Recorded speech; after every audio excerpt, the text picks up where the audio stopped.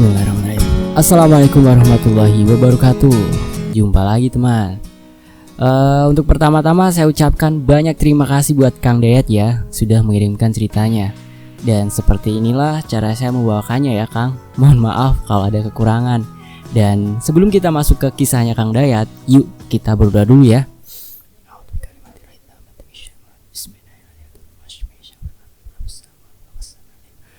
Allahumma sholli ala Sayyidina Muhammad sallallahu alaihi wasallam. Ini dia selengkapnya.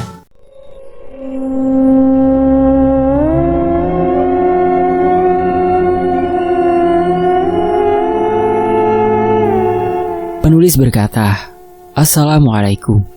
Salam sejahtera buat sahabat semua dimanapun berada. Apa kabarnya teman-teman?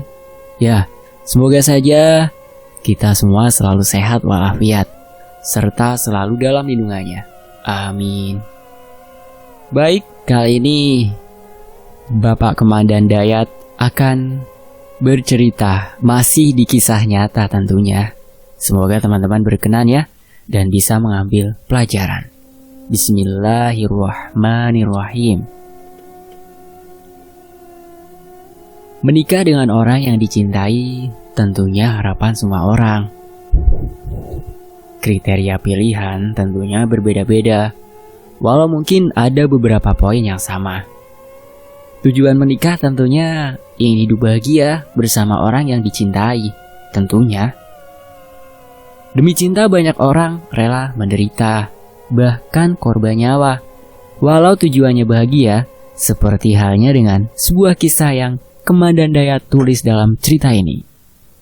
Rosidi dengan Tarsini memutuskan untuk menikah secara diam-diam karena orang tua Rosidi tidak merestui Rosidi menikah dengan Tarsini. Setelah menikah, pasangan muda itu pun meninggalkan kampung halamannya dengan ikut bertransmigrasi ke Riau tanpa ada yang tahu seorang pun dari keluarga mereka. Tahun 1982 di daerah Bagan Si Api-Api, Riau. Tepatnya di lokasi transmigrasi Desa Rokan 3 Blok B. Itu daerah yang saya ingat hingga saat ini. Hiduplah pasangan muda suami istri yang berasal dari Jawa Barat tersebut, tepatnya dari Indramayu. Mereka hidup bahagia walau jauh dari sanak dan saudara. Di perantauan yang jauh dari keluarga, Rosidi sebagai suami sangat menyayangi istrinya, yaitu Tarsini. Demikian pula sebaliknya. Untuk hidup sehari-hari, Rosidi bekerja keras bertani, bercocok tanam di lahan pemberian pemerintah pada masa Orde Lama. Dan bukan hanya Rosidi, melainkan semua warga desa mendapatkan fasilitas dari pemerintah. Rosidi serta warga desa yang lain pada masa itu tidak ada kesulitan dalam mengelola lahan, karena memang pemerintah sudah memberikan segala sarana dan prasarana pengelolaan lahan, hingga ke berbagai macam bibit. Pemerintah juga memberikan sandang pangan buat warga desa, hingga warga desa bisa mandiri atau sudah panen dari hasil lahan yang dikelolanya. Lanjut cerita ke Rosidi dan Tarsini. 2 tahun Rosidi menikah dengan Tarsini, belumlah mendapat momongan. Namun, mereka tetap bersabar dan tak mengurangi rasa cinta dan kemesraan yang ada satu sama lainnya. Setiap pagi, Rosidi berangkat ke ladang untuk mengelola ladangnya. Karena selain lahan halaman rumah, mereka pun mendapat lahan kebun seluas 2 hektar. Dan saat itu Rosidi mengelola lahan itu dengan menanam padi dan tanaman keras. Pagi hari Rosidi berangkat sendiri ke ladang, dan menjelang siang Tarsini menyusul dengan membawa bekal makan siang untuk Rosidi. Demikian mereka berdua setiap hari bahu-membahu dalam menjalani hidup. Dek, kalau suatu saat kita punya anak, mau kasih nama apa ya?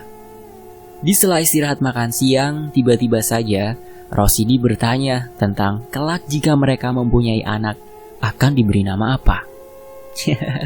Kakang ada-ada saja. Tarsini bukannya menjawab pertanyaan suaminya. Justru ia tertawa terbahak, merasa lucu dengan ucapan suaminya. "Alah Kang, aku aja belum hamil, gimana bisa kita punya anak?" ujar Tarsini sambil tertawa. Mendengar ucapan istrinya, Rosidi ikut tertawa. "Ya, siapa tahu esok atau lusa adek hamil. Rezeki kan Gusti Allah yang ngatur." Di sela tawanya, Rosidi berkata demikian. "Amin ya Rob." Tarsini mengaminkan ucapan Rosidi. "Dek, kita pulang yuk. Soalnya Akang capek sekali. Hari ini kerjanya sangat capek." Rosidi mengajak pulang istrinya dan tidak berniat melanjutkan kerja selepas makan siang tadi. Tarsini pun mengiyakan, tanda ia pun setuju. Dan mereka pun akhirnya pulang ke rumah. Di pagi yang sangat segar dan indah, embun pagi masih terlihat putih menggumpal di udara. Kicau burung bersautan seakan bergembira menyambut datangnya hari. Terlihat warga desa mulai beriringan, berjalan hendak pergi ke ladang. Namun, ada juga yang hanya bekerja di halaman rumah masing-masing. "Dek, Kakang berangkat dulu ya." Pagi itu Rosidi berpamitan kepada istrinya, hendak ke ladang. "Kang, kalau bisa hari ini jangan ke ladang ya. Aku kan lagi kurang enak badan nih." Rengek Tarsini melarang suaminya agar tak pergi ke ladang karena ia merasa tidak enak badan. Tarsini memang sepulang dari ladang kemarin merasa tidak enak badan.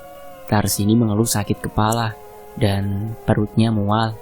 Hingga beberapa kali ia pun muntah. "Gini saja ya dek, Kakang pergi ke ladangnya sebentar saja. Sebelum siang Kakang pulang. Karena kalau Kakang tak ke ladang, gimana dengan padi kita yang sebentar lagi mau panen?" Rosidi tetap mau pergi ke ladang dan berjanji tidak akan lama. Tarsini pun akhirnya setuju dan Rosidi pun berangkat. Setelah Rosidi berangkat ke ladang, Tarsini pun masuk kembali ke kamarnya. Ia kembali membaringkan tubuhnya di kasur. Karena ia saat itu benar-benar merasa pusing dan mual-mual. Akhirnya Tarsini tertidur. Jam 10 pagi, Tarsini terbangun karena ia mendengar suara ketukan di pintu depan rumahnya. Dengan tubuh terasa lemah, Tarsini bangkit dari kasurnya. Lalu ia keluar dari kamar dan membuka pintu depan. Sambil membuka pintu itu, Tarsini pun sambil berkata, "Udah pulang ya Kang?" ujarnya. Namun, di depan pintu itu, Tarsini tidak melihat suaminya. "Kang, Kang, Kang." Tarsini memanggil suaminya, namun tak ada jawaban. Tarsini pun menutup kembali pintu depan. Lalu ia pun berjalan menuju pintu dapur dan membukanya. Karena ia pikir mungkin suaminya lewat pintu belakang. Namun tetap ia tak menjumpai suaminya. "Apa aku bermimpi ya?" gumam Tarsini, bicara sendiri. Tarsini memutuskan untuk memasak. Karena memang ia harus masak buat makan suaminya nanti sepulang dari ladang. Singkat cerita, waktu sudah menunjukkan pukul 12 siang.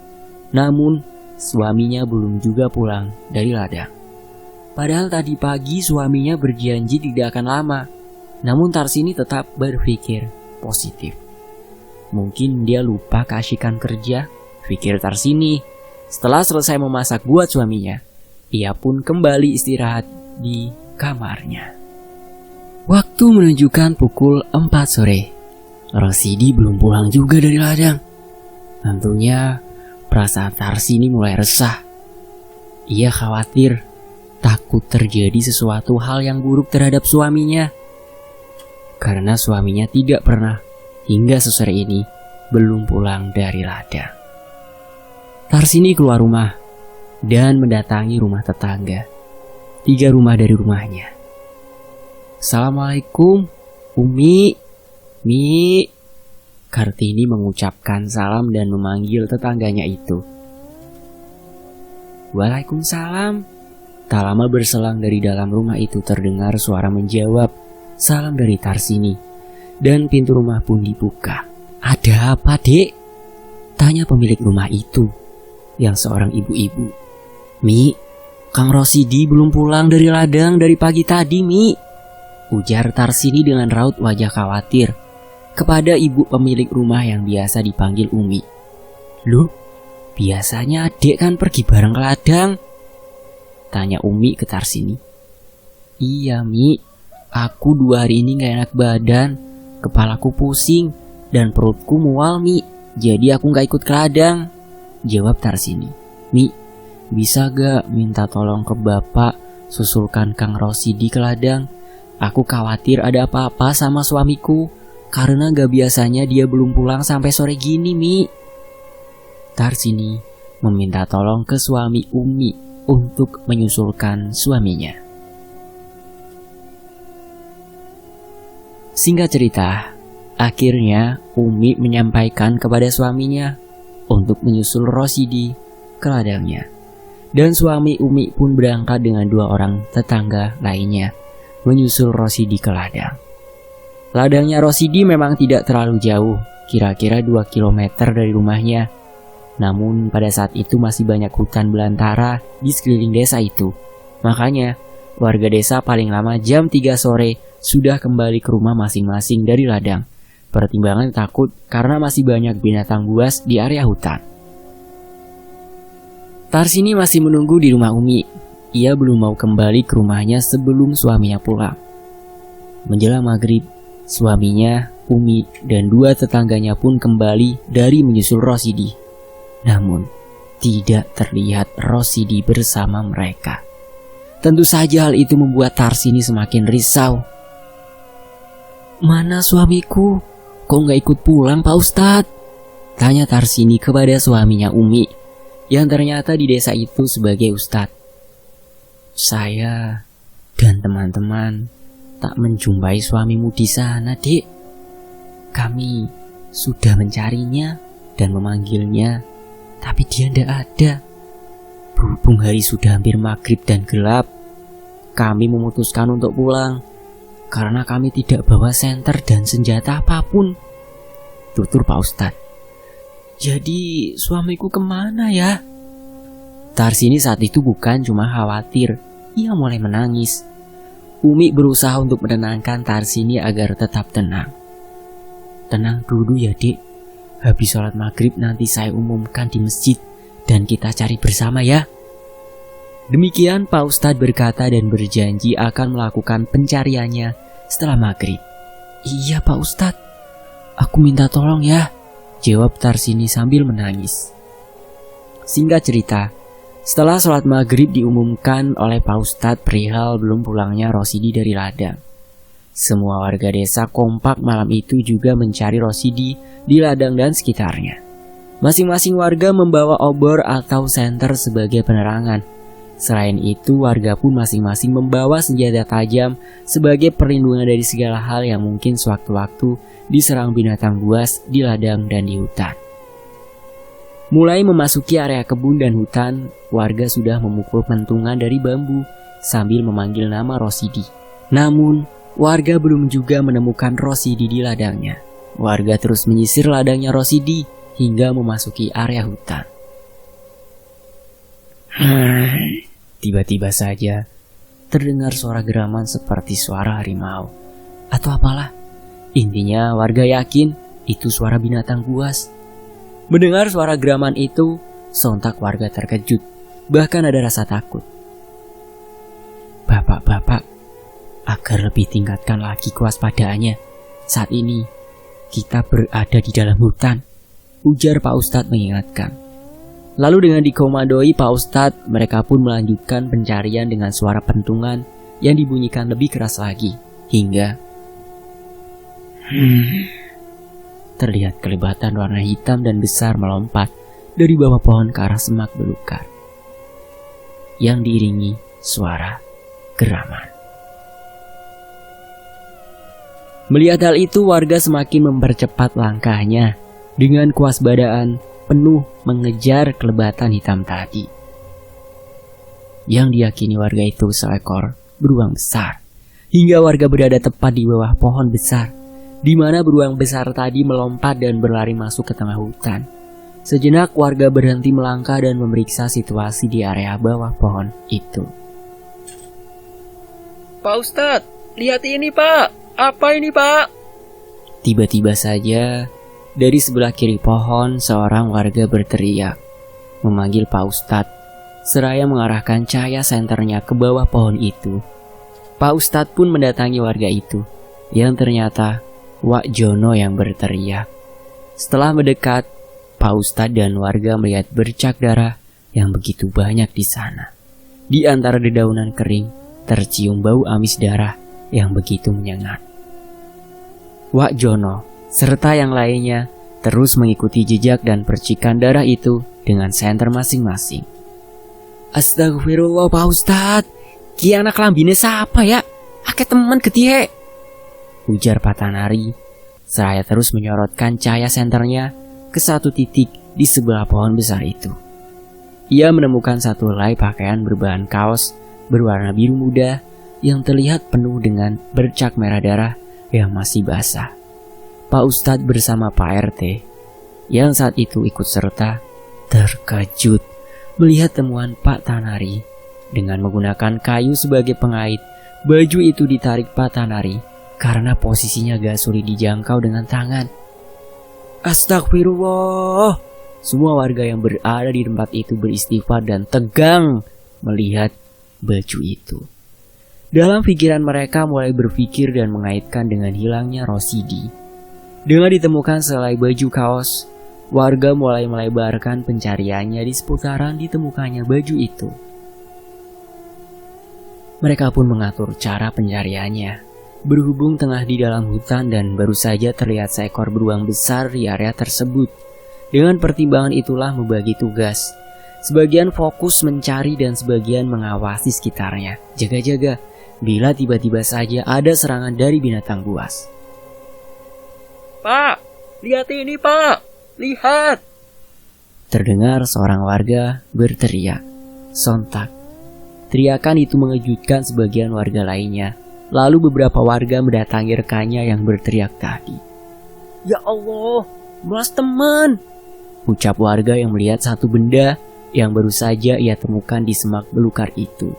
Warga yang melihat benda bulat yang berlumuran dengan darah itu pun beristighfar. Astagfirullah, innalillahi wa inna ilaihi raji'un.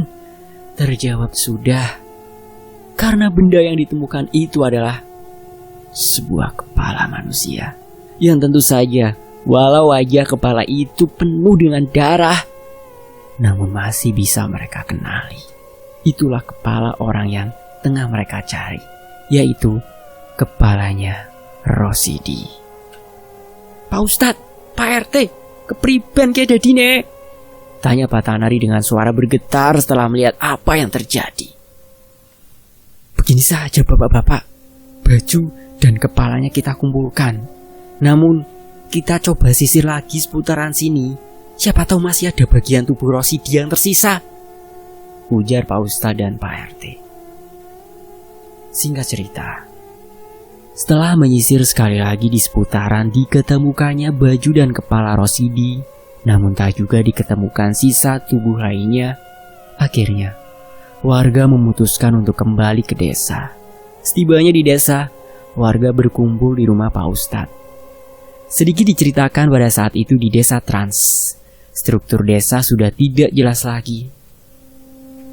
Tidak ada kepala desa juga perangkat lain, dikarenakan banyak warga desa yang memutuskan bermigrasi lagi ke daerah lain.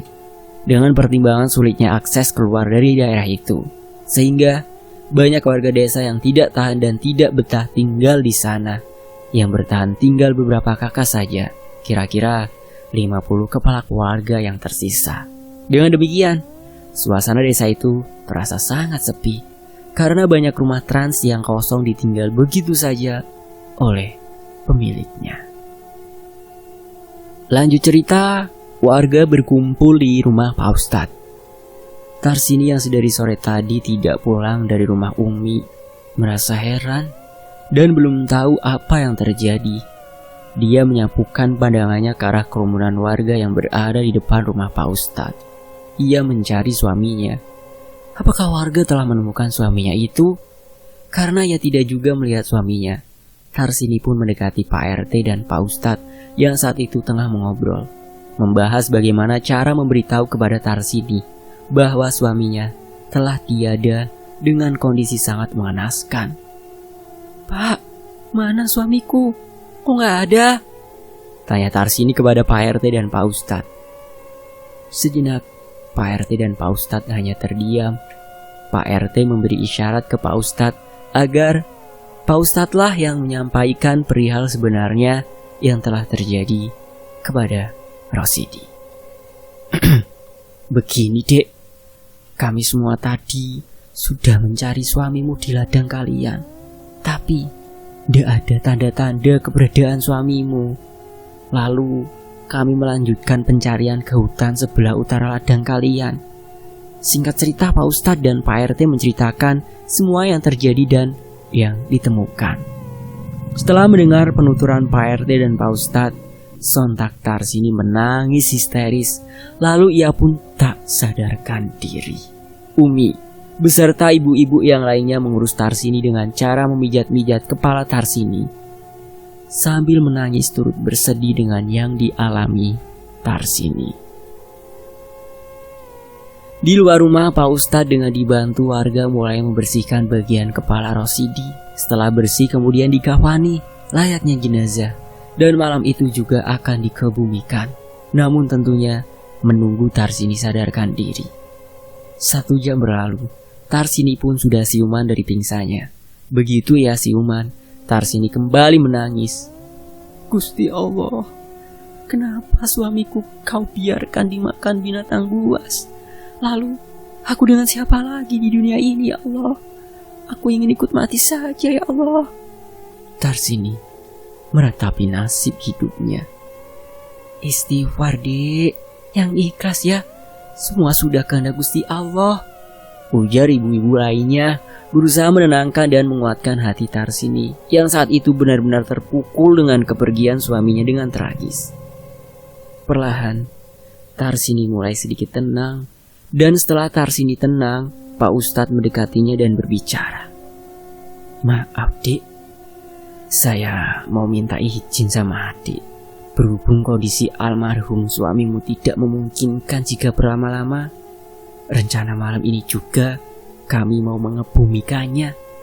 Apa adik mau melihat terlebih dahulu? Tapi saya mohon adik harus kuat ya," ujar Pak Ustadz ke Tarsini. Sejenak, Tarsini hanya diam. Ia hanya menangis. Terlihat kedua matanya sembab karena menangis. Lalu Tarsini menggelengkan kepalanya pelan dan menjawab, "Aku gak sanggup, Pak. Ya sudah, Pak. Kebumikan saja suamiku, Pak." Lalu Tarsini menangis lagi. Setelah diizinkan Tarsini, Pak Ustadz pun bersama warga segera berangkat ke area pemakaman yang letaknya di perbatasan desa Blok B dengan Blok C yang jaraknya hanya 1 kilometer dari rumahnya Pak Ustadz.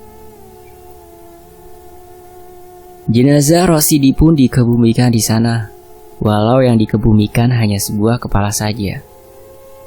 Setelah dikebumikan dengan penuh haru, warga pun meninggalkan Rosidi dengan tenang. Dan saat itu, Rosidilah yang pertama menghuni area pemakaman di desa itu. Singkat cerita, sepulang dari kebumikan Rosidi, di rumah Pak Ustadz, terlihat ibu-ibu tengah melaksanakan yasinan. Mereka begitu peduli sesama, walau saat itu hari sudah larut malam. Dan kemudian dilanjutkan dengan pembacaan doa dan tahlil oleh bapak-bapak. Tahlilan meninggalnya Rosidi dilaksanakan di rumah Pak Ustadz selama 7 hari. Dan malam itu, malam ke-7, Tarsini terlihat mulai mengikhlaskan kepergian suaminya itu. Namun suatu hal wajar jika ia sesekali masih terlihat meneteskan air matanya jika tengah mengingat suaminya yang telah tiada. Atas saran Pak Ustadz dengan Umi agar Tarsini tinggal di rumah mereka, karena kasihan jika Tarsini seorang diri di rumahnya. Pak Ustadz memiliki anak yang lumayan banyak. Saat itu beliau mempunyai 6 anak. Namun anak ke-1 dan ke-2 di Pekanbaru tengah melanjutkan sekolah. Dengan demikian, Tarsini tidak akan merasa kesepian jika berkumpul di rumah Pak Ustadz. Di malam ke-7 tahlilan Rosidi, warga berkumpul di rumah Pak Ustadz, membaca surah Yasin dan berdoa untuk Rosidi. Saat itu Tarsini terlihat lelah dan minta izin ke Umi untuk memberikan tubuhnya sejenak di kamar. Di tengah warga dengan khusyuk membaca surah Yasin, tiba-tiba saja, Kang Rosidi, awas Kang, lari Kang. Warga dikejutkan oleh suara seseorang yang berteriak dari dalam kamar. Sontak warga terkejut dan sejenak menghentikan pembacaan Yasinnya. Umi langsung masuk ke dalam kamar di mana Tarsini tadi berbaring istirahat. Benar saja, ternyata Tarsini sudah terduduk sendiri sambil menangis. "Kenapa, Dik?" tanya Umi dengan lembut seraya memeluk Tarsini. "Aku bermimpi, Mi. Aku mimpi melihat Kang Rosidi waktu sedang kerja diterkam beruang besar dan diseret ke dalam hutan, Mi," ujar Tarsini sambil menangis. Umi sangat memahami bagaimana perasaan Tarsini saat itu. Umi berusaha untuk menenangkan Tarsini agar Tarsini tenang dan sabar. Di ruang keluarga terdengar warga melanjutkan kembali pembacaan surah Yasin. Suatu hari, kira-kira pukul 9 pagi, Umi mengajak Tarsini membersihkan ikan. Karena tadi jam 7 pagi Pak Ustadz dapat ikan banyak dari bubunya. Bubu adalah perangkap ikan yang terbuat dari bambu atau rotan. "Dek, ayo bantu Umi bersihkan ikan. Kita buat dendeng aja, biar awet. Biar nggak suntuk juga kan?" ajak Umi ke Tarsini. "Ayo Mi," jawab Tarsini dengan senang hati. Ia pun sudah mulai bisa tersenyum dan mau mengobrol. Alhamdulillah, Umi dan Tarsini pun membersihkan ikan-ikan itu di belakang rumah, yang memang dibuat seperti teras. Perumahan trans di desa itu berbentuk rumah panggung karena daerahnya daerah pasang surut air. Sambil membersihkan ikan, Tarsini bersama keluarga Pak Ustadz ngobrol dan sesekali diselingi canda, sehingga dapat mengurangi dukanya Tarsini. Di saat asyik membersihkan ikan, tiba-tiba saja Tarsini merasa perutnya mual dan kepalanya pusing hingga ia muntah. Melihat Tarsini muntah, tentu saja Umi khawatir, apalagi seketika wajah Tarsini terlihat pucat. "Kamu kenapa, Dik? Kamu sakit ya?" Lalu Umi memijit-mijit kepala bagian belakang Tarsini dan mengoleskan minyak angin di bagian pelipis serta tengguknya Tarsini. "Dik, jangan-jangan kamu hamil?" ujar Umi ke Tarsini sambil terus memijit Tarsini. "Masa iya Mi, aku hamil?" jawab Tarsini, merasa tak yakin jika ia saat ini tengah hamil. "Adik, sudah berapa lama gak halangan, Dek?" tanya Umi lagi ke Tarsini. Karena memang pada saat itu di pedesaan yang jauh dari kota, untuk memastikan seseorang wanita hamil yaitu dari waktu terakhir ia haid. Karena tak ada bidan apalagi dokter, yang ada hanya dukun bayi. "Aku sudah lama Mi gak halangan. Mungkin sekarang masuk bulan ketiga aku gak halangan Mi," jawab Tarsini ke Umi. Maklumlah, pada saat itu di perkampungan, di usia masih sangat muda sudah menikah. Saat itu Tarsini pun baru berusia 18 tahun. Jadi ia belum paham atau belum mengerti bahwa ia tengah hamil atau tidak. "Oh alah dek, kamu ini sedang hamil. Pantesan kamu sering mual," tutur Umi ke Tarsini. Mendengar penuturan Umi yang mengatakan ia hamil, Tarsini terlihat termenung. Lalu ia menangis. "Loh, kok nangis? Seharusnya dek bahagia, Dek," ujar Umi dengan lembut ke Tarsini. "Iya Mi, aku bahagia. Tapi aku sedih juga. Karena 2 hari sebelum Kang Rosidi meninggal, dia bilang sama aku waktu di ladang, kalau nanti kami punya anak, mau dikasih nama apa?" ujar Tarsini ke Umi di tengah isak tangisnya. Sesaat, Umi terdiam. Tak terasa, bening air matanya Umi pun menetes. Tentunya sesama wanita turut merasakan kesedihannya Tarsini. Yang sabar ya Dek. Adik harus jaga kesehatan, biar adik dan anak yang ada dalam kandunganmu sehat ya, ujar Umi memberi semangat Tarsini. Hari demi hari terus berjalan. Tak terasa usia kandungan Tarsini menginjak usia 9 bulan. Perut Tarsini pun terlihat besar. Sore itu Tarsini meminta izin ke Umi. Malam nanti ia hendak tidur di rumahnya dengan alasan merasa rindu dengan rumahnya. Ya, selama ini semenjak suaminya meninggal, Tarsini tinggal bersama keluarga Pak Ustadz dan Umi. Namun sesekali ia pulang ke rumahnya dan malam hari Tarsini tidur di rumah Pak Ustadz. Mi, nanti malam aku tidur di rumahku ya Mi. Kangen rasanya aku Mi dengan Kang Rosidi, ujar Tarsini ke Umi yang saat itu tengah mengangkat ikan-ikan yang sedari pagi dijemur supaya kering. Mendengar Tarsini meminta izin untuk bermalam di rumahnya, Umi sedikit terkejut dan menghentikan kegiatannya. Lalu Umi memandang Tarsini dengan raut khawatir. Aduh Dek, ndak usah. Adik lagi hamil besar loh. Nanti kalau ada apa-apa gimana? Jawab Umi mengkhawatirkan dan melarang Tarsini. Gak apa-apa Mi, nanti aku minta temenin sama Dayat aja ya Mi, jawab Tarsini ke Umi, meyakinkan bahwa ia gak akan kenapa-kenapa dan akan ditemani Dayat, anak laki-laki Umi yang saat itu masih berusia 6 tahun.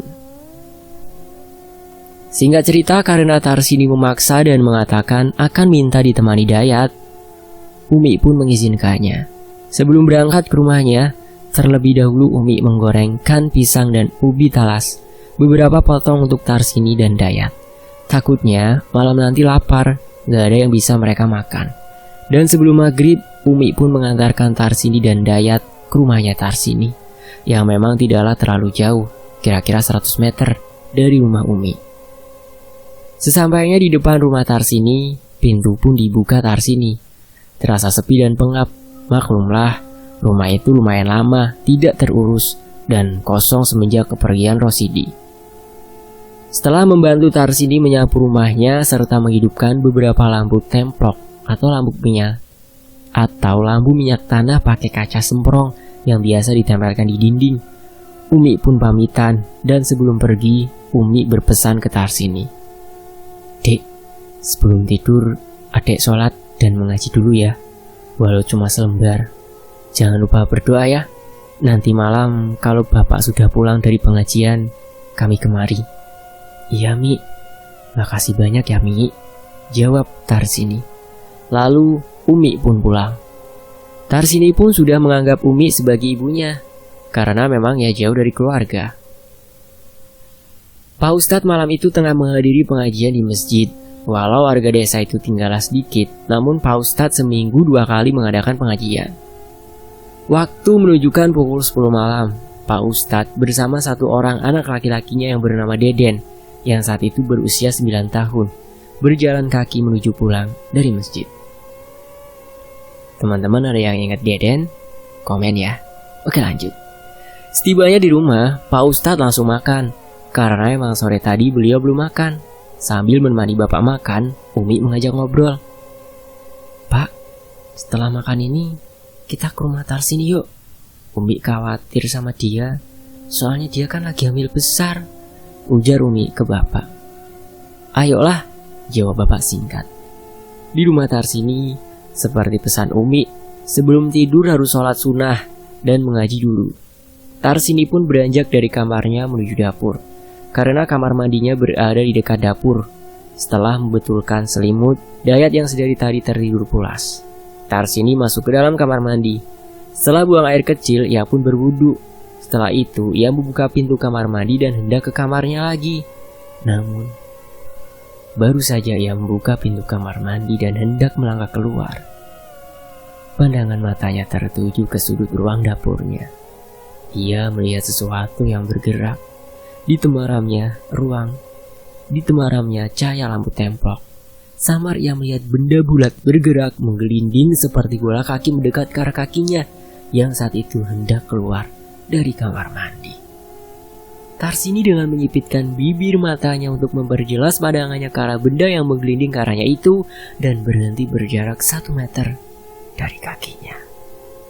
Begitu benda itu berhenti di hadapannya, tentulah Tarsini bisa melihat dengan jelas benda apa itu. Astagfirullah. Tarsini beristighfar.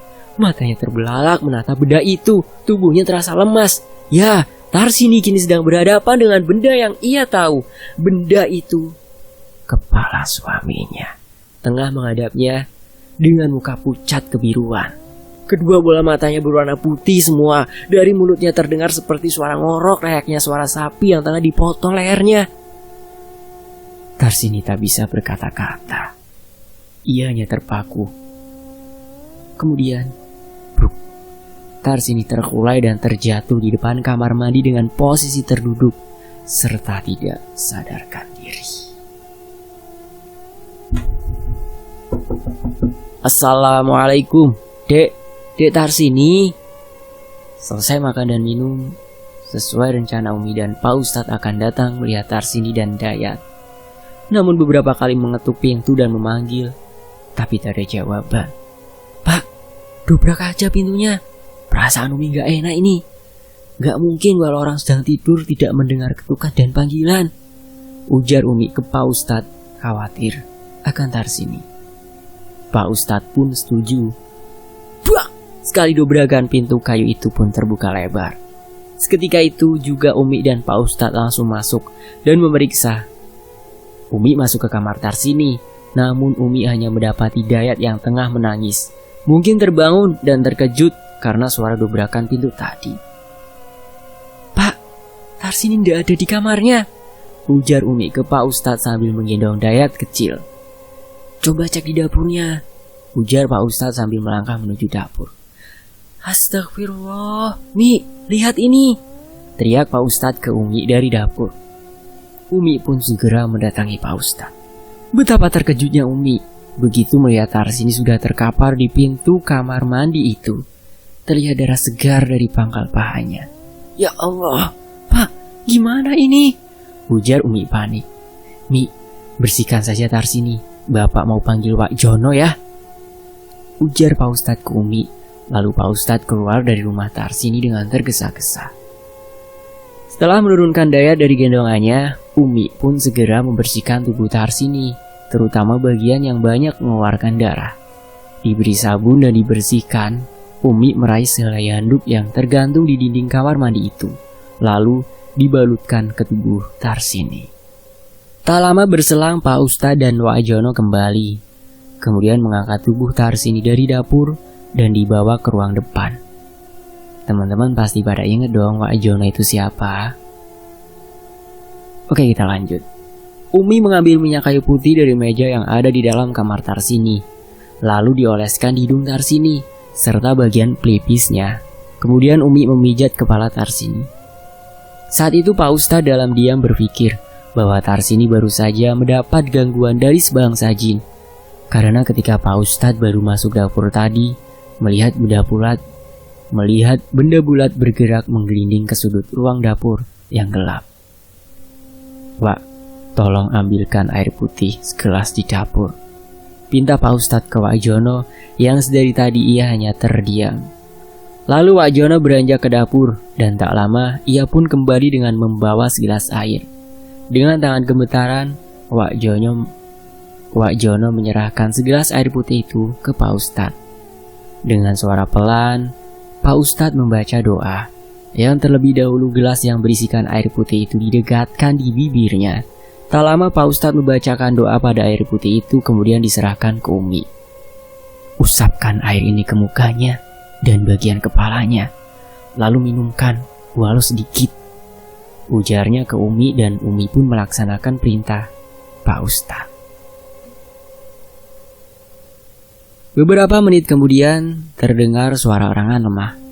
Ya, Tarsini sudah siuman dari pingsannya. Melihat Tarsini sadar, Umi sangat senang sambil menangis dipeluknya kepala Tarsini di pangkuannya.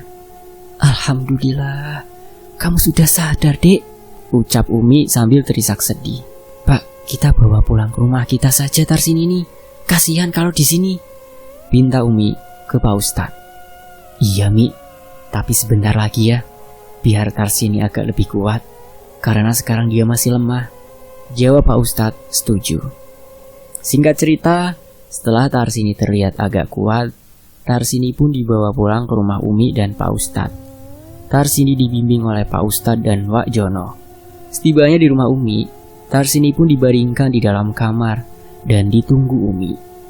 Umi memang menyayangi Tarsini dengan segala permasalahannya. Pak Ustadz dan Wak Jono duduk di teras depan sambil mengobrol. Dan Teh Nunung, anak ketiga Pak Ustadz dan Umi yang saat itu berusia 15 tahun, membuatkan 2 gelas kopi hitam dan membawakan sepiring goreng pisang. Pak Ustadz, saya rasa Tarsini tadi dapat gangguan, ujar Wak Jono membuka obrolan. Mendengar ucapan Wak Jono, Pak Ustadz mengerutkan kening seraya menatap Wak Jono. Maksud Wak Jono? Pak Ustadz bertanya agar memperjelas ucapan Wak Jono yang mengatakan Tarsini mendapat gangguan. Maksud saya, Tarsini diganggu makhluk halus Pak Ustadz. Karena sewaktu saya ke dapur rumahnya Tarsini, saya melihat kepala manusia di meja. Jawab Wak Jono. Iya sih Wak. Saya pikir Wak Jono gak melihatnya. Tapi saya mohon Wak Jono jangan bercerita ke siapapun ya. Takutnya jadi fitnah. Kasihan Rosidi, tutur Pak Ustadz dengan suara pelan. Karena itu perbuatan jin yang sengaja memperdaya keimanan manusia. Sambung Pak Ustadz lagi. Mendengar penjelasan serta pesan Pak Ustadz, Wak Jono menganggukkan kepala, tanda ia mengerti. Semenjak ditemukan pingsan di rumahnya, Tarsini nyaris tak pernah sehat. Ia selalu mengeluh sakit pada bagian perutnya. Hingga pada suatu malam, sakit yang ia alami sangatlah tak tertahankan lagi. Tarsini teriak-teriak kesakitan. Lagi-lagi Wak Jono lah yang saat itu bisa dimintai tolong. Karena selain rumahnya paling dekat, beliau juga memang sangat baik dan peduli dengan sesama. Wak Jono yang saat itu tengah main di rumah Pak Ustadz segera pergi menjemput dukun bayi. Karena mungkin Tarsini saat itu mau melahirkan, walau belum saatnya. Singkat cerita, dukun bayi pun tiba di rumah Pak Ustadz, seorang ibu-ibu paruh baya. Dengan segera, ia langsung melihat Tarsini dan memeriksanya. Tak lama berselang, dukun bayi itu memberitahu Umi bahwa bayinya harus segera dikeluarkan, walau belum saatnya. Karena menurut dukun bayi itu, bayi yang ada di dalam kandungannya Tarsini sudah tidak ada pergerakan sama sekali. Mungkin saja bayinya sudah meninggal di dalam. Akhirnya, setelah berunding antara Umi dengan Pak Ustadz, akhirnya menyetujui saran dari dukun bayi itu. Lalu dukun bayi itu membuat ramuan yang diseduh dengan air panas. Setelah ramuan itu agak dingin atau hangat-hangat kuku, ramuan itu diminumkan ke Tarsini. Tak memakan waktu lama, terlihat ramuan yang diberikan dukun bayi itu bereaksi. Tarsini mulai berteriak kesakitan. Saat itu Umi tak beranjak sedikit pun dari kepala Tarsini. Sesekali ia mengusap keringat dari wajah Tarsini. Sementara dukun bayi itu dengan sekatan membantu persalinan Tarsini dan akhirnya jabang bayi itu pun keluar dari rahim Tarsini. Tak ada tangisan, tak ada gerakan dari bayinya Tarsini. Dan Tarsini pun saat itu tak sadarkan diri. Umi terpaku melihat bayinya Tarsini yang tidak menampakkan tanda-tanda kehidupan. Bu, bayinya sudah meninggal ya? Tanya Umi ke dukun bayi itu dengan suara bergetar.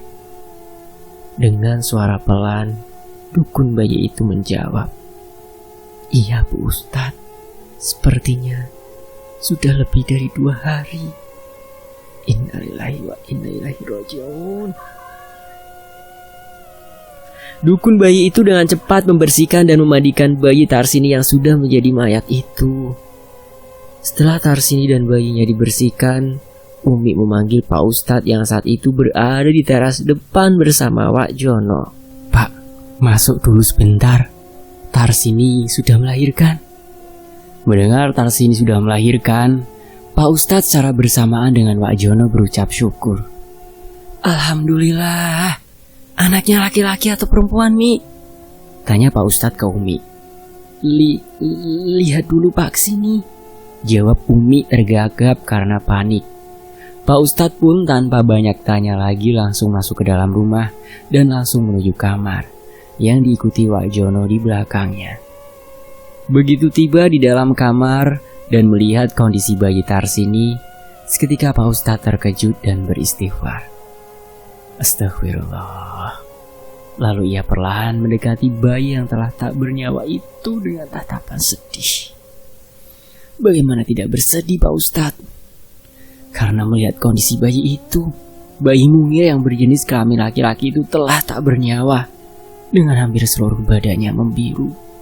Dengan suara bergetar, Pak Ustadz berkata, "Inna lillahi wa inna ilaihi raji'un." Kemudian Pak Ustadz menutup jenazah bayinya Tarsini dengan selimut. Kemudian pandangan Pak Ustadz beralih ke tubuh Tarsini yang saat ini belum sadarkan diri.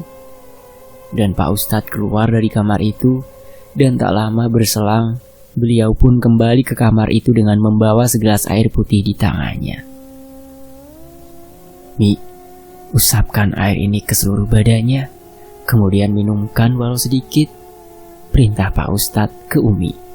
Lalu menyerahkan air itu ke Umi yang sedari tadi duduk di samping kepala Tarsini. Setelah menyerahkan segelas air putih itu ke Umi, lalu beliau dan Wak Jono pun keluar kamar dan duduk di ruang keluarga. Singkat cerita, terdengar oleh Pak Ustadz dan Wak Jono suara tangisan pelan dari kamar. Pak Ustadz belum sempat bertanya, Umi muncul dari balik pintu memberitahu bahwa Tarsini sudah sadar. Lalu Pak Ustadz berdiri dari duduknya dan beranjak melangkah ke kamar. "Alhamdulillah, kamu sudah sadar, Dek," ucap Pak Ustadz merasa lega. Dengan tatapan sayu, Tarsini memandang Pak Ustadz. Lalu dengan suara lirih dan mengalihkan pandangannya ke Umi yang ada di dekatnya dan menanyakan anaknya. "Mi, mana anakku?" tanya Tarsini ke Umi. Mendapat pertanyaan itu, tentu saja Umi bingung harus menjawab apa. Umi melirik ke Pak Ustadz dan Pak Ustadz memberi isyarat agar Umi tidak menjelaskan saat ini. Anakmu sedang dimandiin sama Bude," jawab Umi tergagap. "Sekarang adik istirahat saja ya," sambung Umi.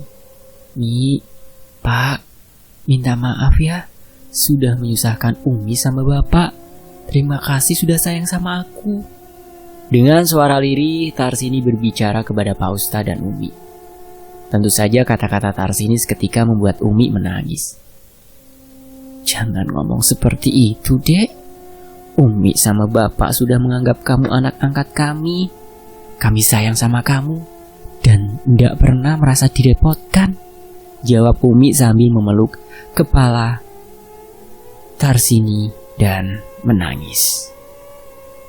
"Iya Mi, makasih ya Mi, udah sayang sama aku.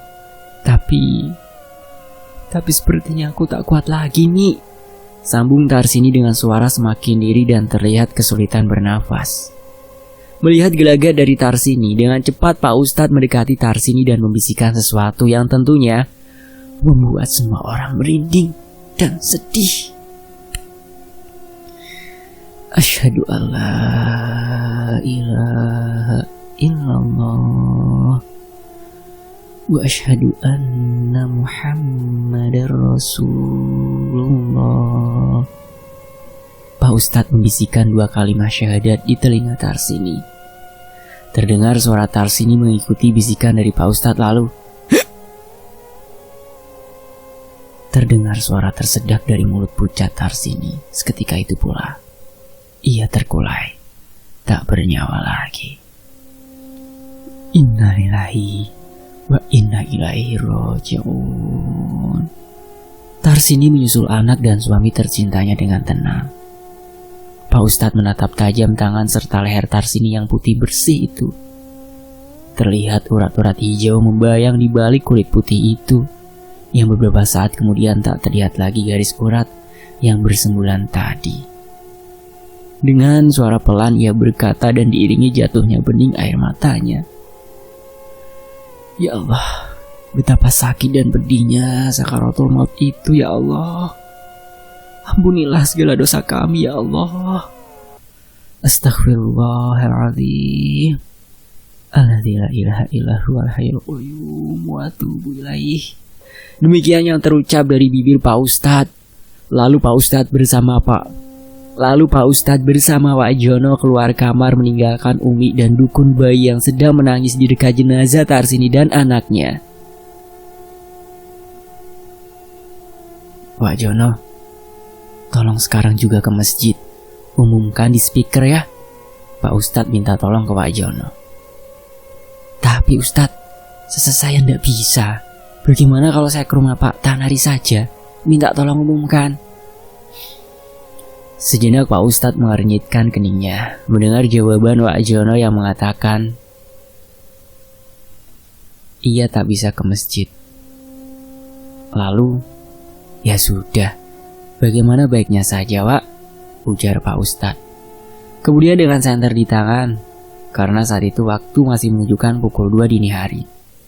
Wak Jono berangkat ke belakang rumah Pak Ustadz, karena rumah Pak Ustadz kira-kira 30 menit. Kemudian terdengar suara speaker toa dari masjid. Assalamualaikum warahmatullahi wabarakatuh. Innalillahi wa inna ilaihi raji'un. Telah kembali ke rahmatullah saudari kita, Tarsini, tutup usia pada umur 18 tahun. Demikianlah singkatnya. Singkat cerita, beberapa saat kemudian, beberapa warga, walau hari masih bisa dikatakan tengah malam, berdatangan. Baik ibu-ibu, apalagi bapak-bapaknya, mereka berdatangan dengan masing-masing membawa penerangan. Mulai dari lampu petromak, hingga ada yang membawa obor. Dengan demikian rumah Pak Ustadz di dalam maupun di luar menjadi terang benderang. Setelah banyak warga berkumpul, kemudian Pak Ustadz mengambil kebijakan agar Tarsini segera dimandikan serta dikafani malam itu. Pertimbangan jika besok pagi diurusnya akan menjadi sulit mengurusnya bila jenazahnya sudah mengeras. Kemudian Umi dengan dibantu ibu-ibu lainnya memandikan dan mengkafani jenazah. Setelah selesai jenazah Tarsini beserta bayinya diletakkan di ruang keluarga. Menunggu pagi baru akan dikebumikan.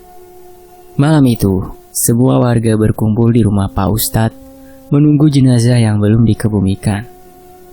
Malam itu juga terlihat dengan sukarela. Para warga secara bergantian membaca surah Yasin hingga menjelang waktu sholat fardu subuh. Singkat cerita, di pagi harinya di rumah Pak Ustadz hampir semua warga yang tersisa di desa itu berkumpul. Bahu-membahu mempersiapkan segala sesuatunya untuk pemakaman jenazah Tarsini dan putranya hingga ke penggalian liang lahat. Pagi itu pula, cuaca di desa itu tampak mendung. Walau pagi telah tiba, namun sang mentari tak kunjung jua menampakkan sinar terangnya. Rintik gerimis turun membasahi bumi secara perlahan, seakan bumi pun ikut merasakan kesedihan.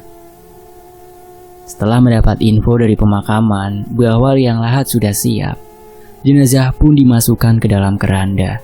Kemudian diangkat dan diletakkan di depan teras rumah Pak Ustadz. Lalu Pak Ustadz menyampaikan sedikit pesan kepada warga yang ada. Assalamualaikum warahmatullahi wabarakatuh. Bapak-bapak, ibu-ibu sekalian, hari ini telah terjadi lagi bukti janji serta kekuasaan Allah bahwa setiap makhluk yang bernyawa di muka bumi ini akan mengalami yang namanya kematian. Saat ini, di hadapan kita, putri dan cucu angkat saya mendahului kita semua menghadap Sang Ilahi. Semoga dengan ini kita bisa mempersiapkan diri dalam menghadapi sakaratul maut. Karena sakaratul maut itu sakit dan pedih. Dengan demikian, semoga bisa kita jadikan pelajaran agar bisa menjaga serta lebih meningkatkan lagi keimanan serta ketakwaan kita terhadap Allah Subhanahu wa Ta'ala. Singkat cerita, setelah penyampaian pesan dan permohonan maaf serta ucapan terima kasih kepada semua warga, kemudian diakhiri dengan doa bersama. Dengan diiringi kalimat La ilaha illallah, jenazah pun diangkat dan dibawa ke pemakaman untuk dikebumikan. Di lokasi pemakaman jenazah pun segera dikebumikan dengan posisi makam Tarsini berdampingan dengan makam suaminya dan bayinya di antara makam Rosidi dan Tarsini. Kini terbaring dengan tenang satu keluarga kecil di area pemakaman desa itu. Setelah pemakaman selesai, para warga pun kembali ke rumah masing-masing dan akan dilanjutkan tahlilan mulai nanti malam selama 7 hari di rumah Pak Ustadz. Singkat cerita, malam itu malam ke-7 tahlilan meninggalnya Tarsini dan putranya yang meninggal. Setelah pembacaan surah Yasin dan diakhiri doa, tiba-tiba saja salah satu warga yaitu Pak RT angkat bicara. Assalamualaikum Pak Ustadz, sebelumnya saya mohon maaf. Insya Allah besok pagi saya dan beberapa warga lainnya akan meninggalkan desa ini. Karena sepertinya desa ini tidak bermasa depan yang baik. Dan saya sendiri besok pagi mau kembali saja ke Jawa. Dan teman-teman yang lainnya sudah mencari lokasi masing-masing di daerah lain. Malam ini saya serta yang lainnya mohon maaf jika selama ini ada salah, baik yang disengaja maupun yang tidak sengaja, dan kami mohon pamit. Mendengar berita kepindahan sebagian besar warga malam itu, tentu saja membuat Pak Ustadz dan yang tersisa terkejut, sekaligus merasa sedih. Namun apa boleh buat, inilah kehidupan. Singkat cerita, esok paginya terlihat warga berbondong-bondong menuju dermaga desa untuk meninggalkan desa itu untuk selamanya dan meninggalkan keluarga Pak Ustadz serta 7 kepala keluarga lainnya di desa yang pada awalnya berjumlah ribuan kakak itu. Saat suatu malam yang begitu hening ditambah turunnya hujan, walau tidaklah deras namun cukup membuat suasana desa tertinggal itu terasa mencekam. Terlihat di satu rumah tengah berkumpul beberapa orang duduk, ngariung sambil minum kopi dan merokok. Ya, itulah rumah Pak Ustadz. Pak Ustadz, lalu bagaimana dengan nasib kita ke depannya? Pak Marzuki bertanya kepada Pak Ustadz. Sejenak Pak Ustadz terdiam. Beliau berpikir keras untuk mencari solusi. Karena memang di situasi saat itu sangatlah sulit. Tak ada lagi struktur desa yang tersisa, tentunya tidak ada tempat berkoordinasi. Begini saja, siapa yang mau ikut dengan saya besok pagi? Tanya Pak Ustadz ke 7 warga yang tersisa. Mau kemana Ustadz? Tanya Wak Jono, yang sedari tadi hanya diam sambil merokok. Saya mau ke Pekanbaru. Saya mau mendatangi kantor transmigrasi. Saya akan meminta pertanggungjawaban dari pemerintah. Karena desa ini masih tanggung jawab pemerintah. Karena desa ini masih dipimpin oleh KUPT, jawab Pak Ustadz. Kalau tidak begini saja, yang ikut dengan saya besok pagi Wak Jono saja. Karena Wak Jono tidak punya keluarga, yang lainnya tolong jaga satu dengan yang lainnya ya. Selama saya dan Wak Jono pergi, dan ini akan memakan waktu lama, sambung Pak Ustadz. Dan singkat cerita, akhirnya semua setuju dengan ide Ustadz, dan esok paginya Ustadz bersama Wak Jono berangkat ke kota Pekanbaru. Sehari, 2 hari, 3 hari, Ustadz dengan Wak Jono belum juga kembali dari kota Pekanbaru. Sementara suasana di desa itu semakin mencekam. Pada siang hari saja binatang-binatang dari hutan mulai berani memasuki area pedesaan. Tentu saja warga yang tersisa semakin takut.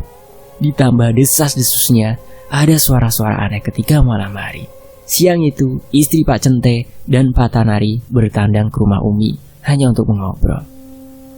Umi, tadi malam dengar sesuatu enggak di luar rumah? Tanya Bu Cente ke Umi. Suara apa Bu? Umi gak dengar suara apapun, jawab Umi sambil terus mengupas ubi talas hendak digoreng. Masa iya Mi? Udah 2 malam ini seperti ada orang menangis di depan rumah kami. Suara perempuan nangis Mi, ujar Bu Cente bercerita penuh ketakutan. Iya Umi, Malam kemarin juga ada di depan rumah saya, sambung Bu Marzuki yang baru saja datang langsung menyambung ucapan. Mendengar cerita dari tetangganya itu, Umi hanya senyum kecut.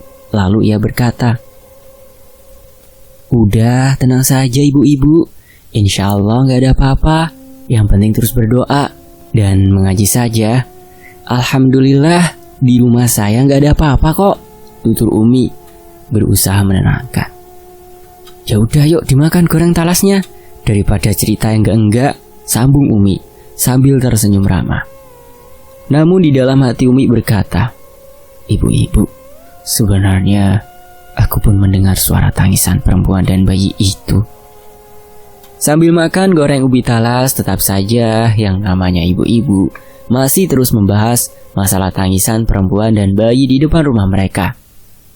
"Bu, tadi malam jam berapa mendengar suara perempuan menangis itu?" tanya Bu Centai ke Bu Tanari. "Walah, aku yang tidak sempat lihat jam. Wong aku langsung masuk ke dalam kamar. Jangankan aku, Bu, suamiku saja yang laki-laki ketakutan kok," jawab Bu Tanari seraya begidik ngeri. "Apa itu hantunya Tarsini ya?" Tiba-tiba Bu Marzuki berbicara dengan suara berbisik. Mendengar Bu Marzuki mengatakan apa itu hantunya Tarsini, seketika Umi yang sedang menggoreng menghentikan aktivitasnya sejenak, lalu ia membantahnya. "Hus, nggak boleh gitu Bu, nggak baik ngomongin orang yang sudah nggak ada. Kasihan dia Bu," pungkas Umi dengan suara sedikit ditekan.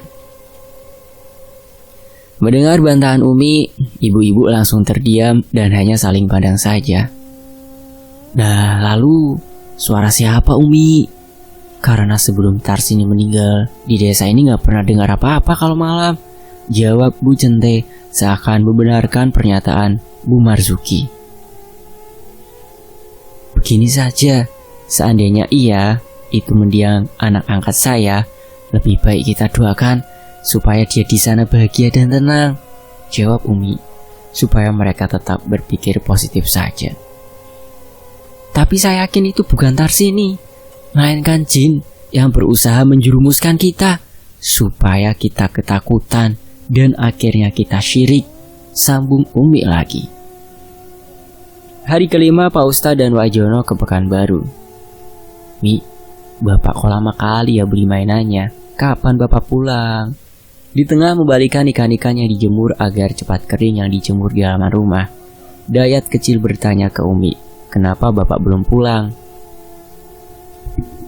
Karena ketika Pak Ustadz hendak berangkat, Umi mengatakan ke Dayat jika Bapak pergi mau beli mainan untuk Dayat, agar Dayat tidak mau ikut dan tidak menangis. "Iya, sabar Dayat. Mungkin Bapak belum dapat mobil-mobilannya. Tapi Dayat kemarin bilang minta belikan yang warna merah," jawab Umi memberi alasan agar anak laki-lakinya itu bersabar. Walau sebenarnya Umi pun mulai bertanya-tanya dalam hati, kapan Bapak pulang? Tanpa terasa, siang pun berganti petang. Seperti biasa, sebelum maghrib Umi memasak makanan buat malam, serta anak-anaknya disuruh masuk ke dalam rumah, menutup pintu, jendela, serta menguncinya. Lampu-lampu minyak dan lentera sudah dihidupkan di teras depan dan belakang. Anak-anaknya pun semua sudah berwudu, persiapan melaksanakan sholat fardu maghrib, dan dilanjutkan dengan mengaji atau membaca Al-Quran.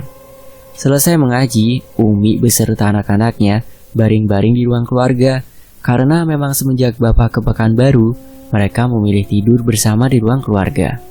Tiba-tiba saja, Neneng, adik perempuan Dayat, yang saat itu baru berusia 3,5 tahun, menunjukkan telunjuknya ke arah pintu kamar bekas kamarnya Tarsini. "Mi, ada Mbak," ujarnya dengan suara cadalnya. Sontak Umi terkejut.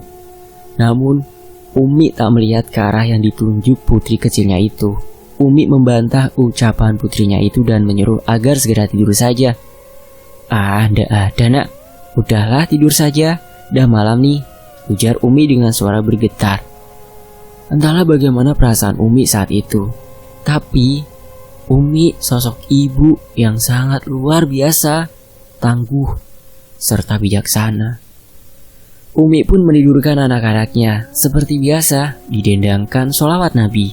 Hingga tak memakan lama, anak-anaknya pun tertidur pulas. Setelah putra-putrinya tertidur, kini justru ia sendiri yang tak dapat tidur. Samar terdengar suara tawa perempuan serta kepakan air di bawah rumah. Karena memang saat itu air tengah pasang.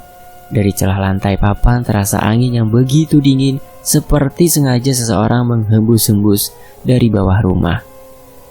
Walau sedang tidak tidur, namun Umi enggan rasanya untuk membuka mata, walau hanya sedikit. Karena Umi menyadari saat itu ada yang tengah memperhatikannya dari dalam kamar depan, yang saat itu pintunya tidak tertutup. Mi, mana selimutku, Mi? Aku kedinginan.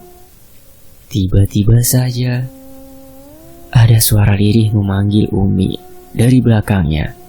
Posisi Umi saat itu berbaring miring menghadap ke dinding sambil memeluk Neneng, membelakangi pintu kamar Nunung anak ketiganya dan bekas kamar almarhumah. Mendengar suara seseorang memanggilnya, Umi sedikit pun tak bergeming karena ia sangat mengenal dengan baik suara itu. Namun tak hanya sampai di situ. Jantung Umi serasa berhenti berdetak seketika. Tiba-tiba saja Umi merasakan ada telapak tangan yang memegang pada pergelangan kakinya. Terasa begitu dingin, sedingin es. Seketika tercium aroma seperti aroma jenazah yang tengah dimandikan, menyeruak seakan memenuhi ruang keluarga di rumah Umi. Dengan tubuh gemetaran serta bulu roma meremang, Umi kini nekat bangkit dari baringnya. Lalu beliau menguatkan sepenuh hati dan jiwanya. Namun posisinya masih menghadap ke dinding. Lalu Umi berkata, "Aku tahu kamu bukanlah Tarsini. Jika kamu jin Kor'inya Tarsini, kenapa kamu lakukan ini pada Tarsini? Kasihan Tarsini semasa hidupnya sudah menderita. Dan sekarang kamu berbuat seolah-olah Tarsini di sana tidak tenang. Aku yakin Tarsini sekarang sudah bahagia karena dia meninggal karena melahirkan, dan itu sahid di mata Allah. Dan jika engkau jin jahat, maka kau akan kuhancurkan." Demikian Umi berkata, seraya tangannya meraih gelas di tepi lantai. Lalu dengan satu kali gerakan, Umi berbalik badan sambil menyiramkan air di gelas itu. Begitu Umi membalikkan badan dengan sekali gerakan, begitu jelas Umi melihat sesosok perempuan tengah membelakangi Umi menghadap pintu kamar bekas Tarsini. Dan tentu saja telak mengenai punggung sosok itu. Seketika terdengar suara jeritan yang bisa membuat semua orang bergidik bila mendengarnya. Seketika itu pula sosok itu menghilang, menyisakan kepulan asap putih dan berangsur hilang melalui ventilasi pintu dan jendela rumah itu. Setelah makhluk itu menghilang, sejenak Umi menghela nafas lega sambil terus berzikir dalam hatinya. Lalu Umi berdiri dan melangkah mengambil bungkusan putih yang terletak di meja, dan ternyata itu garam kasar. Setelah berada di tangannya, kemudian Umi menaburkan garam itu ke sekeliling rumahnya di bagian dalam. Setelah selesai, Umi ke dapur dan berwudu di kamar mandi yang ada di dekat dapur itu. Setelah berwudu, Umi kembali ke ruang keluarga.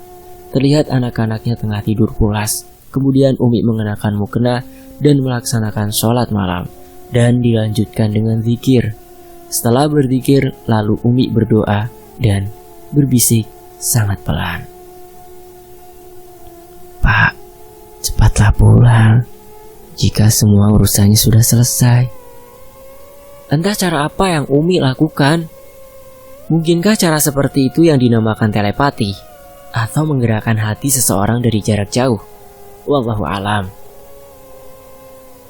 Singkat cerita, di hari ke-7, Pak Ustadz dengan Wajono ke Pekanbaru. Warga yang tersisa di desa itu semakin resah. Pagi-pagi mereka datang ke rumah Pak Ustadz. Namun saat itu yang mereka jumpai hanya Umi dan anak-anaknya. Di pagi yang sungguh saat itu tidak cerah, karena 2 minggu terakhir memang desa itu terus diguyur hujan. Walau tidaklah terlalu deras hujannya, namun cukup membuat suasana hati begitu terasa sedih dan mencekam. Apalagi bila malam mulai menjelang. Para pemirsa atau teman-teman yang paling Kang Dayat cintai pasti bisa membayangkan bagaimana suasana desa itu ya. Desa yang luas, bisa menampung ribuan kepala keluarga dan saat itu hanya dihuni 8 kepala keluarga saja. Tak ada listrik, tak ada komunikasi, bahkan jauh dari segala akses. Assalamualaikum. Sisa warga yang tersisa datang ke rumah Ustadz. Bukan untuk demo nih, tapi mereka hanya ingin mengadu. Karena memang saat itu hanya Pak Ustadz dan Umi tempat warga bercerita segala keluh kesahnya. Walau saat itu Pak Ustadz dan Umi tergolong masih muda. Waalaikumsalam. Dari dalam Umi menjawab salam. Pintu pun dibuka dari dalam. Loh, ada apa nih rame-rame? Ayolah masuk. Sapa Umi sekaligus mempersilahkan pada tamunya. Nggak usah Mi, di sini saja kita ngobrolnya, jawab Pak Cente. Ibu-ibu, ayo masuk bantu bikin kopi, ajak Umi ke ibu-ibunya. Lalu ibu-ibu itu masuk ke rumah Umi dan langsung ke dapur. Oh iya, ada apa nih rame-rame? Tanya Umi membuka obrolan setelah bapak-bapak itu duduk di balai-balai atau teras rumah Umi. Begini Mi, kira-kira kapan ya Pak Ustadz pulang? Kini Pak Marzuki yang langsung bertanya ke Umi. Umi dengan senyum menjawab dengan bijak. Insya Allah Bapak hari ini pulang.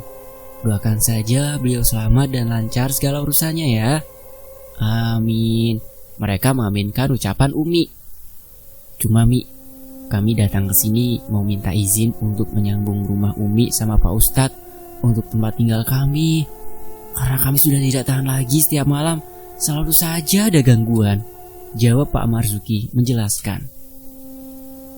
Sejenak Umi terdiam mendengar keluh kesah serta rencana para warga. Namun dengan tanpa ragu, Umi mengambil keputusan dan menjawabnya. Ya sudah, jika memang itu yang bisa membuat bapak-bapak tenang dan nyaman, silakan saja, jawab Umi memberi izin. Tapi Mi, apa sebaiknya nunggu Pak Ustadz datang dulu? Tanya Pak Marzuki lagi.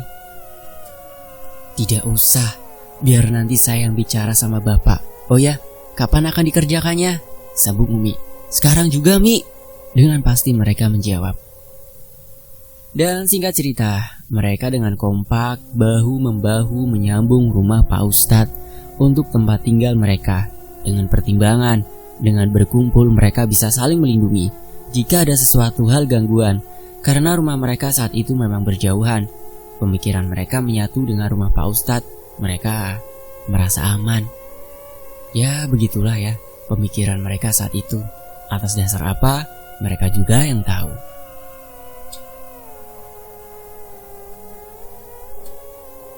Menjelang sore, bangunan sudah selesai. Karena memang pembangunan itu dibuat darurat, tidaklah dengan model dan desain bagus. Yang penting ada tempat tinggal. Sebelum maghrib mereka mulai angsur-angsur angkat barang pindah ke rumah Pak Ustadz. Lampu-lampu minyak sengaja mereka hidupkan di luar maupun di dalam rumah lebih awal, sehingga lumayan suasana di luar dan dalam menjadi terang ketika malam tiba. Umi hanya tersenyum tipis melihat mereka yang begitu serius menyambut malam. Di ujung jalan, di mana satu-satunya akses jalan keluar masuk desa, terlihat dari jauh 2 orang berjalan kaki memasuki pedesaan yang sepi. Dan mulai temaram, karena sesaat lagi siang akan berganti malam. Dengan langkah cepat, mereka berdua berjalan ingin segera tiba di rumah. Lalu membasahi badan, karena jarak tempuh dari dermaga lumayan jauh. Dan 2 orang itu adalah Pak Ustadz dan Wak Jono, telah kembali dari Pekanbaru. Singkat cerita, Pak Ustadz merasa heran melihat bentuk rumahnya berubah, ditambah begitu banyak lampu terpasang. Nyaris di sekeliling rumah, pintu dan jendela tak ada satupun yang terbuka. Assalamualaikum, Pak Ustadz mengucapkan salam. Waalaikumsalam. Kembali Pak Ustadz sedikit terkejut. Beliau mendengar banyak suara laki-laki di dalam rumahnya. Pintu rumah terbuka, dan yang membuka pintu itu Pak Marzuki. Alhamdulillah ya Allah. Begitu melihat Pak Ustadz yang datang, Pak Marzuki berteriak senang hingga ia tak malu lagi memeluk Pak Ustadz seraya menangis. Udah, yang tenang. Ayo masuk dulu ya. Kita sholat maghrib berjamaah dulu. Setelah itu kita makan dan baru kita ngobrol ya, ujar Pak Ustadz menenangkan Pak Marzuki. Setelah melaksanakan sholat fardu berjamaah dan makan malam bersama, mereka bercengkrama. Masing-masing bercerita segala pengalaman sepeninggalan Ustadz ke Pekanbaru. Umi hanya diam, tidak ikut menceritakan apa yang telah terjadi kepadanya. Pak Ustadz hanya manggut-manggut mendengar segala keluhan sahabat-sahabatnya itu. Lalu ia mulai berbicara. Bapak-bapak semua, yang pertama dan yang paling utama, kita tidak boleh takut dengan gangguan itu. Kita ini manusia yang diciptakan oleh Allah lebih tinggi derajatnya dari mereka bangsa jin. Dan saya tegaskan, itu bukan Tarsini yang jadi hantu, karena Tarsini sudah bahagia di sana, insya Allah. Yang kedua, saya mengabarkan bahwa insya Allah 3 hari lagi kita akan pindah ke daerah Kampar. Di mana itu Kampar? Tak perlu saya jelaskan ini. Yang penting daerah itu lebih baik dan aman buat kita. Mulai besok pagi, segera kemas barang yang mau dibawa. Tutur Pak Ustadz memberikan kabar. Alhamdulillah, terima kasih Ustadz. Kalau tak ada Ustadz, entah bagaimana nasib kami ini. Kami ini bodoh, gak ngerti apa-apa, ujar mereka dengan penuh haru dan bersyukur atas segala upaya Pak Ustadz yang telah memperjuangkan nasib mereka. Singkat cerita, malam itu pun istirahat dan tidur. Demikian pula Ustadz dan Wak Jono yang lelah pulang dari Pekanbaru. Pukul 2 dini hari, seperti biasa, selelah apapun, Pak Ustadz bersama Umi selalu terbangun untuk melaksanakan sholat tahajud. Dan ketika baru saja Pak Ustadz hendak keluar kamar, hendak menuju kamar mandi untuk berwudu, terdengar suara tangisan pilu dari luar rumah. Kanca-kanca, aja tinggalin Insun. Demikian ucapan dan suara tangis pilu dari luar rumah berulang-ulang. Mendengar suara itu, sejenak Ustadz terdiam, lalu beristighfar dan berdoa. Setelah tidak terdengar lagi suara apapun, Pak Ustadz melanjutkan langkahnya ke kamar mandi, bersuci, lalu beliau melaksanakan sholat malam. Malam itu, malam terakhir di desa itu, semua barang telah dikemas. Malam itu pun ibu-ibu memasak banyak yang kira-kira tahan untuk seharian di perjalanan. Bapak-bapaknya setelah mengemasi barang, mereka duduk-duduk di ruang keluarga sambil mengobrol. Tak terasa waktu pun mulai larut malam. Namun entah karena tak sabar lagi esok pagi berangkat atau karena apa, mereka tidak merasakan kantuk. Di luar hujan gerimis terus membasahi bumi. Tiba-tiba saja mereka dikejutkan dengan suara ketukan sebanyak 2 kali pada pintu. Sontak mereka yang ada di dalam merasa terkejut, hanya terdiam dan saling pandang, karena mereka yakin tak ada satupun di antara mereka tengah di luar. Pak Ustadz memberi isyarat agar jangan ada yang membuka pintu itu. Belum lagi rasa takut dan tegang itu hilang. Terdengar suara tangis bayi, seakan memecah kesunyian malam yang mencekam. Kembali pintu itu ada yang mengetuk dari luar. Situasi saat itu begitu menegangkan. Jangankan ibu-ibu, para bapaknya pun terlihat pucat pasi. Kanca-kanca, aja tinggalin Insun. Terdengar kembali suara perempuan menangis pilu dan berkata, jangan tinggalkan aku. Seperti judulnya lagu Imam S. Arifin dan Nana, jangan tinggalkan aku. Dalam situasi menegangkan serta menakutkan, terlihat Pak Ustadz berdiri dari duduknya. Lalu beliau mendekati pintu itu. Setelah di depan pintu, Pak Ustadz berdiam 3 kali. Entah apa tujuannya, hanya Ustadz yang tahu. Perlahan Pak Ustadz membuka pintu dan melangkah keluar serta menutup kembali pintu itu dari luar. Setibanya di luar, Pak Ustadz melihat samar sesosok wanita tengah memeluk seorang bayi di dadanya. Wanita itu dengan rambut tergerai basah terkena hujan. Hanya dia mematung dengan kepala menunduk. Dengan perlahan tapi pasti, Pak Ustadz mendekati sosok itu hingga berjarak kira-kira 5 meter dari sosok itu. Lalu Pak Ustadz berkata dengan lembut namun penuh tekanan, "Wahai jin yang ada di hadapanku, kamu salah sasaran untuk menggoyahkan keimanan kami yang ada di sini. Karena aku tahu kamu bukan Tarsini. Begitu giatnya kamu ingin menjerumuskan kami. Pergi dan jangan kembali, atau dengan caraku agar kamu pergi." Demikian ujar bapak berkata kepada sosok itu. Namun tanpa diduga, tiba-tiba saja makhluk itu tertawa mengikik hingga terdengar bagai menggema, merontokkan mental yang ada di rumah Ustadz yang saat itu tengah mengintip keluar rumah.